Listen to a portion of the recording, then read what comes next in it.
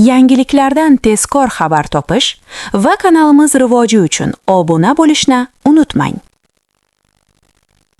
AQShda Braun universitetida sodir bo'lgan otishma oqibatida O'zbekiston fuqarosi bo'lgan talaba halok bo'ldi, deb xabar berdi O'zbekiston Tashqi ishlar vazirligi matbuot kotibi Ahror Burxonov. Avvalroq AQShning Providence shahri meri Brett Smiley shanba kuni Braun universitetida yuz bergan otishma natijasida 2 kishi halok bo'lgani, 9 kishi jarohat olganini ma'lum qilgan edi.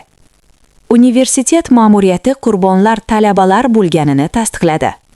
Keyinchalik politsiya otishmada gumon qilinayotgan shaxsni qo'lga oldi. CNN telekanali ma'lumotiga ko'ra, u 24 yoshli Benjamin Erikson bo'lib, u harbiy xizmatni o'tagan, xizmat davomida mukofotlar olgan va ilgari Arlington milliy qabristonida ishlagan.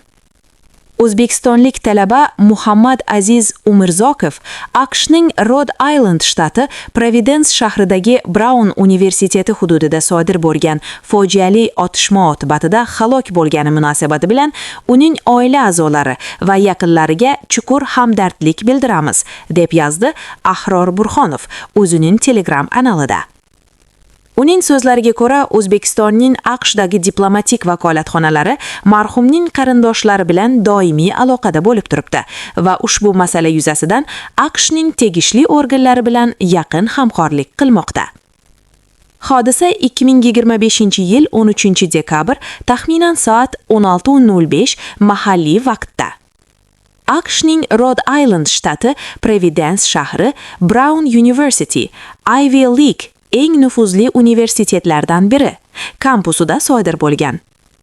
Universitet hududidagi Barus and Holley binosida muhandislik va fizika fakultetlari joylashgan. O'qotar qurol bilan hujum yuz berdi. O'sha paytda auditoriyalarda imtihonlarga tayyorgarlik ketayotgan bo'lgan. Hujum paytida binoda o'nlab talabalar bo'lgan. 2 nafar talaba halok bo'lgan. 9 kishi jarohatlangan. Ayrimlarining ahvoli og'ir bo'lgan. Universitet va shahar shifoxonalari favqulodda rejimida ishlagan. Politsiya otishmada gumon qilinayotgan 24 yoshli Benjamin Eriksonni qo'lga olgan. U boshqa shahardagi mehmonxonada topilgan.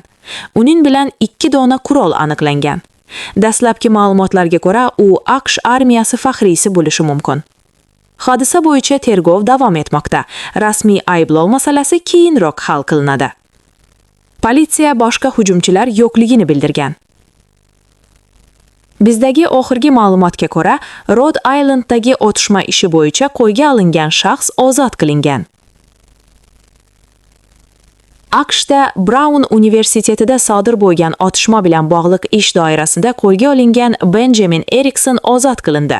CNN telekanali huquq-tartibot idoralariga tayanib xabar berishicha, bunga sabab mavjud dalillar endi boshqa yo'nalishni ko'rsatayotganidir.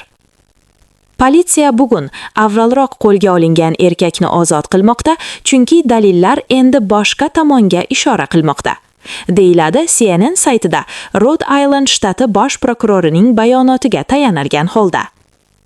Shuningdek, Providence shahri meri Brett Smiley hokimiyatda jinoyatchi shtatni tark etgan bo'lishi mumkinligi haqida aniq ma'lumot yo'qligini bildirgan.